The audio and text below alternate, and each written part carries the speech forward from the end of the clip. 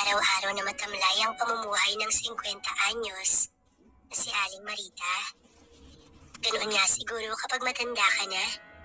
Wala ka ng kahit anong excitement na nararamdaman. Yun kasi ang napapansin niya sa kanyang asawang si Antonio. Matanda ito ng 5 taon sa kanya. At sa edad nito, talaga namang wala na itong kakayahang pasayahin siya. Hindi alam ni Marita kung bakit ganoon. Sa kabila kasi ng kanyang edad, naroon pa rin ang pagnanasa niya sa bagay na ilang taon na rin niyang hindi natitikmang muli. Ganun pa man, wala siyang magawa. Wala na rin kasing interes ang kanyang asawang si Antonio sa ganoong bagay.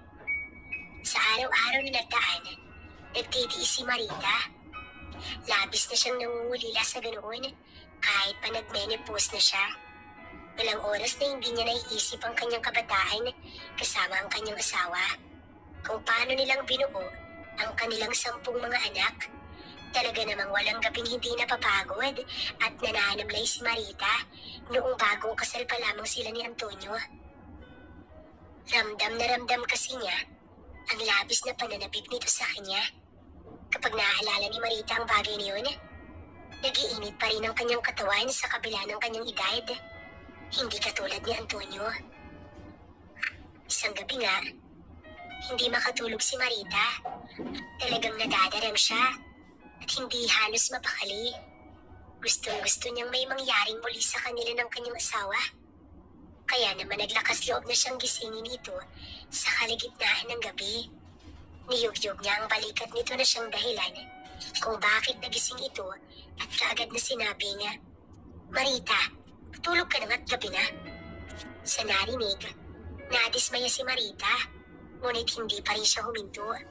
Nagpapakasakali siyang mapansin siya ng kanyang asawa at bibigyang lunas nito ang kanina niya pang tinitiis na init ng kanyang katawan. "Tonyo, sige naman na oh. Alam mo bang sobrang nangungulila na ako sa dati nating gawain? Baka pwede mo naman akong pagbigyan. Sige na, Tonyo." May pagmamakaawa sa boses ni Marita na kinagulat ng kanyang asawa. "Ano ka pa naman, Marita? Sa edad nating ito'y talagang mahilig ka pa. May mga apo na tayo." Iyon ang mga katagang naging tugon ni Antonio kay Marita. Ganun pa man, hindi pa rin sumuko si Marita. Pilit pa rin niyang kinumbinsi ang kanyang asawa na gawin nila ang bagay na yun. At sa huli, pumayag naman ito. Nagalak si Marita sa naging pagpayag na iyon ng kanyang asawa. Handa na sana siya sumabak sa laban. Ngunit kahit anong gawin niya sa bagay na iyon sa kanyang asawa, ayaw nitong mabuhay. Napagod na't lahat si Marita. Ngunit talagang ayaw mabuhay ng bagay na iyon. Paano na yun? Kung ganun naman, napabuga na lamang ng hangin si Marita. Bitin na bitin siya. Kung kaya mula ng gabing yun, nagalit siya sa kanyang asawa. Pakiramdam niya wala nang rason pa para magsama pa silang mag-asawa. Nang sumunod na mga araw, ganoon na lamang ang pagtataka ng mga anak ni Marita nang mapansin ng mga ito na halos hindi na sila nagpapansin ng mag-asawa. Para kay Marita, talagang wala nang silbi ang kanyang asawang si Tonyo. Ganoon na lamang ang tuwa ni Marita nang sabihin ng kanyang asawa sa kanya na doon muna ito mamamalagi sa isang anak nila sa may kalayuan doon. Siyempre, hinayaan na ito ni Marita sapagkat sa tuwing nakikita niya ito, naiinis lamang siya. Mas mabuti na iyong mag-isa lamang siya sa bahay. Bukod sa tahimik, hindi niya na maririnig ang nakakarinding boses ni Tonyo. Kahit papaano, malaki naman ang naipong pera ni Marita sapagkat buwan-buwan naman sila kung bigyan ng allowance ng kanilang anak. Dahil nga sa kuripot at napakatipid ni Marita, ay talagang naitago lamang niya ang kanyang pera. Kung tutusin, kaya niyang maghanap ng taong magpapaligaya sa kanya, kapalit lamang ng pera. Ngunit nakakahiya naman kung lantaran talaga siyang maghanap. Ngunit umayon nga siguro ang panahon kay Marita at maging ito, naawa na sa kanyang pagkatuyot. Isang matipunong binata ang napadpad sa bahay ni Marita. Ito ang bagong taga-deliver ng tubig sa kanyang bahay. Una pa lang, napansin kaagad ni Marita ang matikas na katawan ng lalaki. Hindi niya alam kung bakit ganoon na lamang ang epekto sa kanya ng lalaki. Hindi niya alam kung anong meron dito. Palangiti ito, kaya naman sinunggaban niya na ang pagkakataon. Inaya niya itong magmerienda muna, na kinatuwa naman niya sapagkat pumayag ito. Alam ni Marita na silang dalawa lamang ng lalaki doon, kaya nilakasan niya ang loob niya. Ipinakita niya rito ang labis na pagkagusto niya rito sa pamamagitan ng paghaplos niya sa braso nito. Hindi naman niya nakitaan ng kahit na anong pagkailang ang lalaki sa kanyang ginawa. Takwa na sanang magpapaalam na umalis, ngunit kanya kagad na pinigilan. Baka naghahanap ka ng ekstrang mapagkakakitaan. May alam ako, iho. Pabulong na alok ni Marita, ni hindi pa nakakasagot ang lalaki. Dinugtungan niya na ang kanyang sinabi.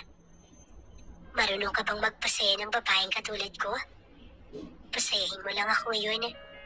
Papayaran kita ng 5,000 o kahit 7,000. Basta, magawa mo lang ang gusto ko. Hindi nakaligtas sa mga mata ni Marita ang panlalaki ng mga mata ng lalaki. Mukhang nasisilaw na ito sa salapi at alam niyang sa ilang minuto lamang matutupad na rin ang bagay na matagal niya nang pinangulilaan. Kagaya ng inaasahan ni Marita, pumayag ang lalaki sa inalok niya dito. Hindi na nagpatumpik-tumpik pa si Marita at kaagad na niyang inaya sa loob ng silid nilang mag-asawa ang lalaki na napag-alaman na niyang John ang pangalan. Halos hindi may paliwanag ni Marita ang galak na kanyang nararamdaman ng mga oras na yun. Kaagad na nga siyang nag-alis ng mga sagabal na bahagya namang ikinagulat ni John. Naisip siguro nito na may ibubuga pa ang katawan kahit may katandaan na siya. Dahil doon, kaya mas lalong nag-init ang katawan ni Marita. Kaagad niyang sinenyasan si John na gawin ang bagay na makapaghahatid sa kanya sa dulo. Mukhang masunuri naman ito. Nung una'y nag-aalangan pa, ngunit naisip siguro nito ang pera na kanyang ibibigay. Kaya ayun, at talaga namang ginawa nito ang kanyang kagustuhan. Napapapikit na nga si Marita. Para bang siya'y nakalaya sa matagal na pagkakakulong. Kamuntik pa ngang tumirik ang kanyang mga mata at talaga namang ninamnam niya ng gusto ang mga kaganapang yun. Hindi nagtagal. Nagawa ni Marita na pakawala ng mga ingay na naipon lamang sa kanyang lalamunan.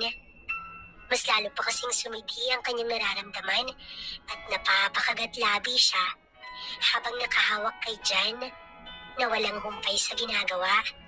Hanggang sinapagpasyahan na ni Marita na hilahin ng lalaki patungo sa kalapit na kama. Medyo nangangalay na kasi siya sa pagkakatayo, kaya naman nais na niyang humiga.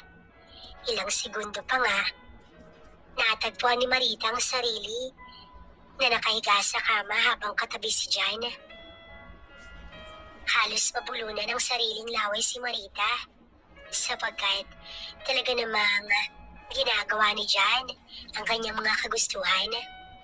Kaunting-kaunti na lamang at tila siya ay makakarating na sa dulo. Talaga namang ramdam na ramdam ni Marita ang kasiyahan ng mga oras na yun. Nakakahalina ang mga ingay na kumakawala sa mga labi ni Marita. Kaya siguro talagang ginanahan si John. Alam ni Marita na hindi magtatagal at muli na namang mararamdaman ang kasiyahang matagal niya nang gustong maranasan. Ilang minuto pa ang lumipas nang mapagpasya ni John na tigilan na ang pagpapasaya sa bagay na yun sa kanya. Pagkakataon naman ni Marita, para siya naman ang gumawa ng bagay na yun kay John. Talaga namang nagulat pa nga siya sa nakita. Talaga namang napaka-gifted ng bagay na yun ang kay John. Nagtagal na mga ilang minuto si Marita sa pagpapasaya sa bagay na yun. Nang pakiramdam niya'y handa na siya sa laban, kagad na nga siyang pumwesto. Bakas naman sa mukha ni John na ayaw rin itong mabitin Kaya naman kaagad siya nitong sinunggapan. Hindi na niya mapigilan ang hingalin. Dala ng pagod at sayang kanyang nararamdaman. Matanda na nga talaga siya. Kahit pa sabihin may ibubuga pa. Paano ba naman kasi? Mabilis na siyang mapagod. Hindi katulad noong bago mag-asawa pa lamang sila ng kanyang asawa. Hindi inalintana ni Marita ang pagod na kanyang nararamdaman sapagkat habang tumatagal, mas lalo niyang nararamdaman ang sayang hatid ng ginagawa ni Jan.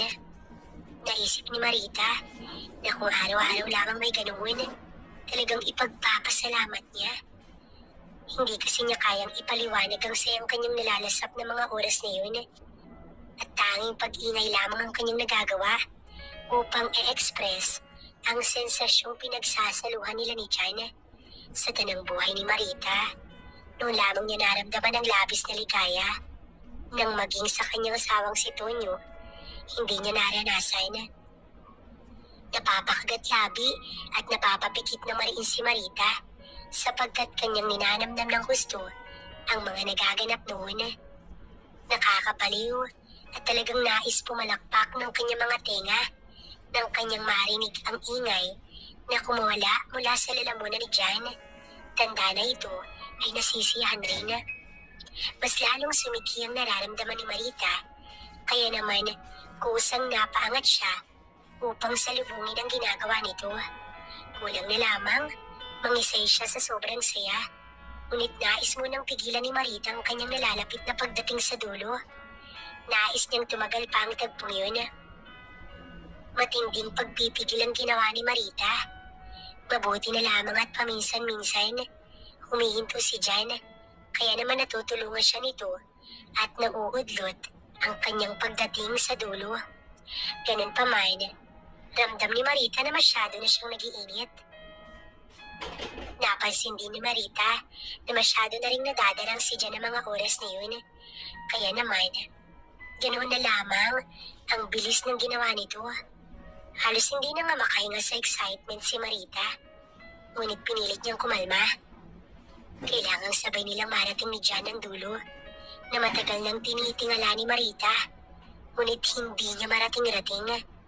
Hanggang sa ilang sandali lang, naramdaman na nga ni Marita na mararating na niya ang walang kahulirip na kasiyahan.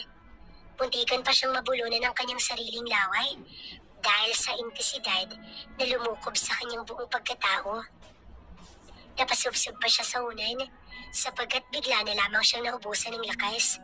Ngunit hayon si Jan at patuloy pa rin sa ginagawa. Halos hindi na magawa pang magsalita ni Marita sapagkat hindi pa siya nakakabawi mula sa pagdating niya sa dulo. Nakaramdam na naman siya ng ibayong saya. Hindi pa natatapos si Jan, kaya naman kailangan din niya itong patapusin.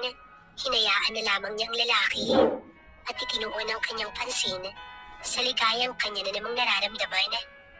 Mayroon na namang namumuo sa kanyang katawan, kaya naman naisip ni Marita na baka masabayan pa niya si Jan sa ikalawang pagkakataon. Hindi na rin napigilan ni Marita ang mapahiyaw ng gusto nang maramdamang pinanggigilan siya ng gusto ni Jan. Marahas ang bawat ginagawa nito.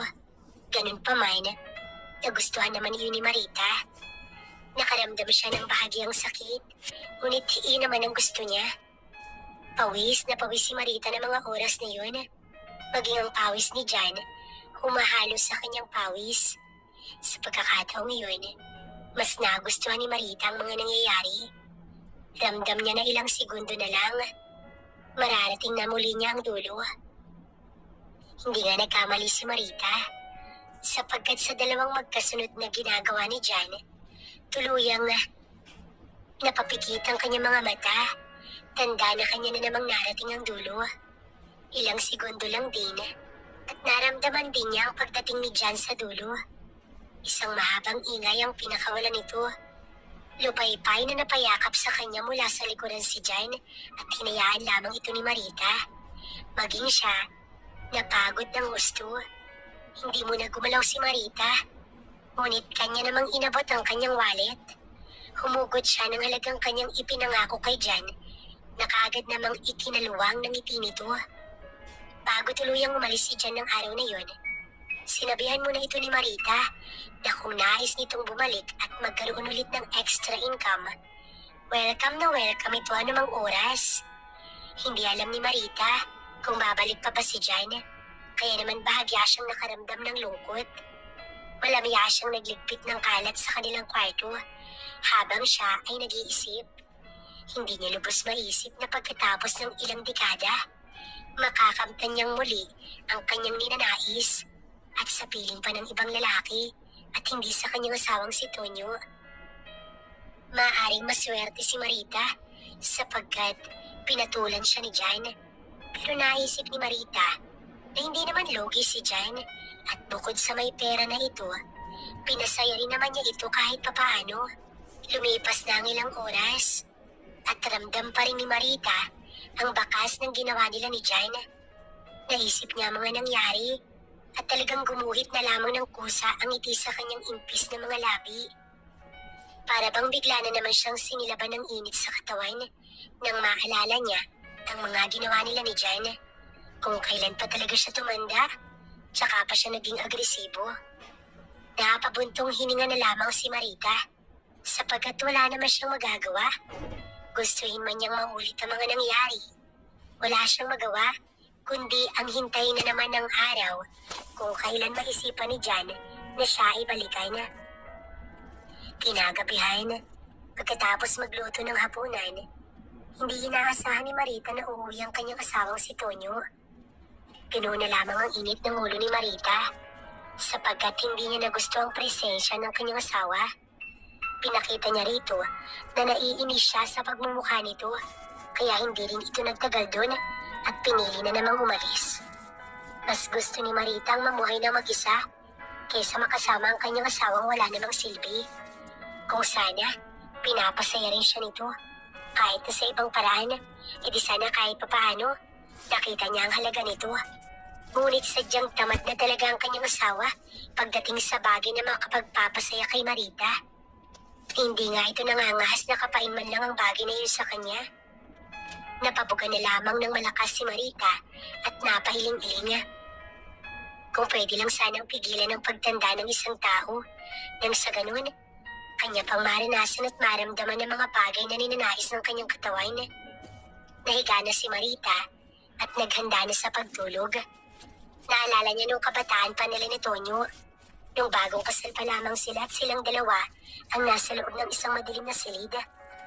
Talaga namang sa ganoong oras, kung saan-saan dako ng kanyang katawan naglalakbay ang mga palad ng kanyang asawa. Puntong iyon, labis na ang excitement na nararamdaman ni Marita. Tandang-tanda niya pa yung araw kung kailan una niyang inalay ang kanyang sarili sa asawa. Para itong uhaw na uhaw habang ito'y nakamasid sa malalim na karagatan. Ang sakit ng una nilang pag-iisa ay hindi niya kailanman makakalimutan. Pagkatapos kasi ng sakit ng kanyang naramdaman, napalitan iyon ng kakaibang saya na talaga namang hindi maipaliwanag ni Marita. Kaya ganoon na lamang ang pag-angat ng kanyang balakang. Ramdam na ramdam niya noon ang labis na pagmamahal niya sa kanyang asawa. Hanggang sa magkaanak sila at unti-unti nawawala na ng gana si Marita. Madalas noon, nangangalabit ang kanyang asawa. Ngunit madalas din itong tanggihan ni Marita. At nito nga lang, dahil sa pag-uusap ng ilang kaibigan ni Marita tungkol sa bagay na yun, tila ba, biglang bumalik ang interes ni Marita sa bagay na yun. Ngunit huli na ang lahat, sapagkat hindi na yun kayang ibigay pa ni Tonyo sa kanya. Kaya naman, hindi naman siguro kasalanan kung hanapin ni Marita ang bagay na hindi kayang ibigay ng kanyang asawa. Hindi naman dapat makakaramdam ng konsensya si Marita. Bukod kasi sa hindi naman malalaman ni Tonyo ang kanyang ginawa, wala naman siyang nakikitang mali o baka baliktad nga lang ang kanyang utak. Madalas kasing sabihin ng kanyang mga anak na piliin niya kung saan siya sasaya at dun nga siya sumaya. Ang magbayad ng lalaki para pasayahin siya, kaya tiyak na hindi magagalit ang kanilang mga anak sa ginawa niya. Ganun pa man, hindi naman kailangan malaman ng kanyang mga anak ang tungkol sa bagay na yun at sikreto na lamang yun ni Marita. Sa dami ng iniisip ni Marita, Hindi niya na namalayang tuluyan na pala siyang nakatulog. Hindi niya akalain na maging sa kanyang panaginip, dadalawin siya ni Jan at doon, muli nilang ginawa ang kanilang mga makasalanang gawain. Pakiramdam ni Marita, totoong-totoo ang mga nangyari, ngunit siya'y nadismaya lamang nang mapagtanto na panaginip lamang pala. Ngunit nang magising siya, nakaramdam siya ng init. Sa puntong yun, talagang hinahanap-hanap na ni Marita ang presensya ni Jan. Di nga lang niya alam kung saan niya ito hahanapin, nang sa ganun, maalok niya ito muli. Pagkagising ni Marita, nabungaran niya sa sala ang kanyang panganay na anak. Yun pala ay hinihintay siya nito at birthday ng araw ng kanyang apo. Pupunta nga raw sila sa dagat at doon magse-celebrate. Bahagyang tinamad na sumama si Marita, kaya naman hindi na siya sumama. Alam din kasi niya na naroon ang kanyang asawang si Tonyo at maiirita lamang siya sa pagmumukha nito. Hinayaan na lamang siya ng kanyang anak at hindi na siya nito pinilit. Inabala na lamang ni Marita ang kanyang sarili sa paglilinis ng buong bahay. Nababagot din siya at nag-iisip ng mga bagay na maaari niyang gawin. Pakiramdam ni Marita, matapos yata ang araw niya na wala man lang nangyayari. Ang hinihintay niyang pagbalik ni Jan, hindi nangyari hanggang sa makarinig siya ng katok sa pinto. Sumikdo ang dibdib ni Marita at kaagad na nag-init ang kanyang katawan nang maisip na baka dumating si Jan.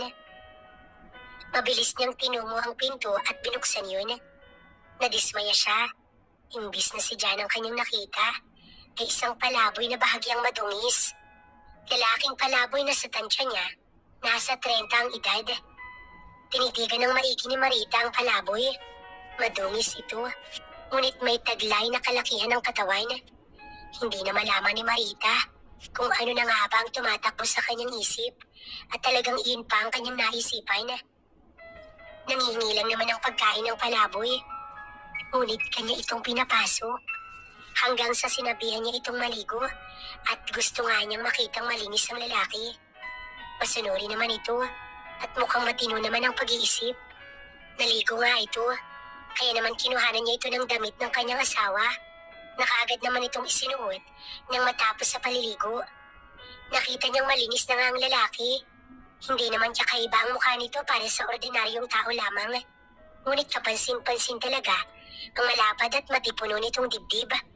Napakagatlabi na lamang si Marita at inalok ng kumain ng lalaki. Pilya talaga ang mga pumapasok sa isip ni Marita nitong mga nakaraang araw. Papayag kaya ang lalaki kapag pinakain niya ito ng marami? Halos hindi na makapaghintay si Marita na matapos sa pagkain ng lalaki. Nilantakan nito ang kanin at ulam na kanyang niluto. Mukhang nabusog naman ito kaya nagpasalamat. Tinanong niya ang pangalan nito at sinabing Dado ang pangalan. Pangalan pa lang ay matun na. Hindi alam ni Marita kung paano niya alukin ang lalaki sa kanyang balak. Ngunit kalaunan, naglakas loob siyang sabihin na kung marunong ba itong magpaligaya ng babae. Mukhang matalino naman ang palaboy na si Dado at nakuha nito ang ibig niyang sabihin. Sinabi pa nga nito na, "Kaya niyo ba ako pinaligo muna, ma'am?" Dahil sa tanong na yun, alam ni Marita na mapapapayag nga niya ang lalaki. Mukhang umaayos sa kanyang lahat at pumayag nga ang lalaki. Hindi naman nakakadirit, malinis naman ang lalaki. Amoy shampoo na rin ang hanggang balikat nitong buhok. Kaya naman ayos na yun kay Marita. Hindi na siya nag-abala pang dalhin sa kanilang silid mag-asawa ang palaboy na si Dado. Para itong asong maamo na sinusunod ang lahat ng sasabihin ni Marita. Pakiramdam ni Marita, isa siyang birheng sinasamba ng lalaki. Pakiramdam niya, napaka-espesyal niya ng mga oras na yun. Walang pangingiming ginawa ng lalaki ang bagay na makapaghahatid sa dulo kay Marita. Napapakagatlabi na nga siya. Wala siya halos masabi sapagkat kakaiba ang paraan ni Dado. Mas nakaka-excite at mas nagugustuhan niya yun. Kung dinala siya ni Jan sa dulo, ay tiyak na hindi lang doon siya dadalhin ni Dado. Walang pag-aalinlangan at hindi man lang ito nandidiri. Yun ang gusto ni Marita. Lalaking hindi man didiri sa kanya. Alam niyang si Dado na yun. Kung kinakailangang ampunin niya si Dado, para lamang tugunan ng kanyang mga pangangailangan. Gagawin niya. Sumaya lamang ang bawat araw at gabi niya. Sa isang iglap lamang, natagpuan ni Marita ang kanyang sarili na nakahiga sa kusina habang walang tigil sa pagbanggit ng pangalang Dado. Hindi kasi niya malaman kung anong sasabihin at talagang nababaliw siya. Wala siyang pakailam kung magsisisigaw pa siya ron sa loob ng kanyang bahay. Hindi niya ramdam ang pagod sapagkat nangingibabaw ang sayang hatid ni Dado. Sa ilang minuto pa nga lang, tuluyan nang nanginig si Marita. Tanda na narating niya na ang dulo. Ilang minuto pa, ramdam na rin niya ang pagdating ni Dado sa sukdulan. Halos pumalakpak ang dalawang tenga ni Marita nang marinig ang sinabi ni Dado. Sinabi lang naman ito na talagang handa itong magpakaalipin. Mukhang natupad na ang pangarap ni Marita. Si Dado na ang sagot sa mga dasal niya.